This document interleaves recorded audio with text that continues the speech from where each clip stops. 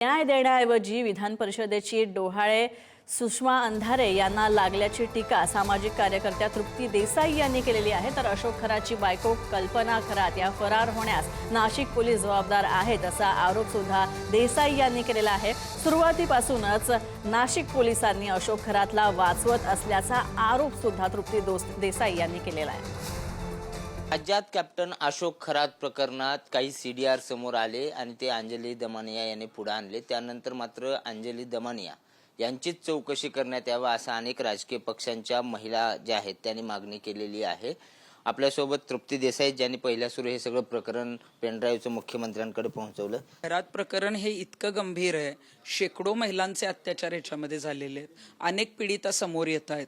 खरातला फासावर लटकवणं, तिथपर्यंत पोहोचवणं यासाठी जे आहे ते आम्ही सगळे काम करतोय। मग कोणी सामाजिक कार्यकर्त्या म्हणून काम करत असतील, कोणी राजकीय महिला काम करत असतील। आता अंजली दमानिया या सामाजिक कार्यकर्त्या त्या कुठल्या पक्षाशी संबंधित नाहीयेत।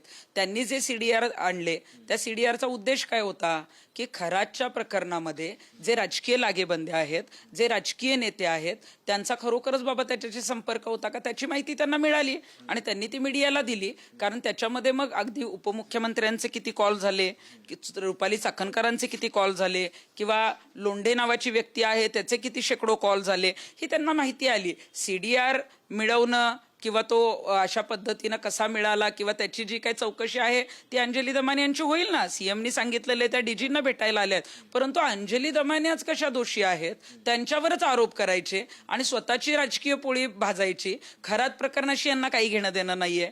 ह्या सुषमा अंधारे असतील किंवा जे कोणी असेल यांना आता राजकीय डोहाळे लागलेले आहेत की मग आता आम्हाला विधान परिषद मिळेल का किंवा पुढे आपली कुठंतरी काहीतरी सोय होईल का। कारण अंजली दमानियांनी जी माहिती आणली त्यांचा उद्देश जो आहे तो क्लिअर आहे की याच्यामध्ये जे जे सगळं आहे ते समोर आलं पाहिजे। म्हणजे नाशिकच्या बाहेर कल्पना खरात पळून गेल्याच कशा?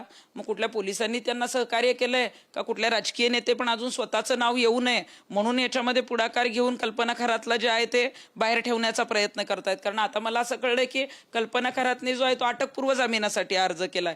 हे तुम्हाला सगळं पुरवतात कोण? वकील पुरवतायत किंवा अनेक ह्या ज्या गोष्टी आहेत, तुम्हाला राहण्यासाठी जागा मिळतीये, एवढं प्रकरण राज्यभरात नाही राज्याच्या बाहेर गाजतंय। म्हणजे कुठंतरी अनेक नेत्यांची नावं समोर येत आहेत, अनेक IPS अधिकाऱ्यांची नावं समोर येत आहेत आणि कल्पना खरातने जर तोंड उघडलं तर कल्पना खरातला जे आहे ते अशोक खरात काय काय करत होता हे सगळंच माहिती आहे आणि त्याच्यामध्ये अनेक राजकीय नेते, अनेक IAS, अनेक IPS अधिकारी अडचणीत येतील आणि म्हणूनच कल्पना खरातला वाचवण्याचा प्रयत्न अनेक जण करतायत। व्हिडिओ जर्नलिस्ट निखिल करंदीकर सह बालाजी पोद्दार, पुढारी न्यूज, पुणे।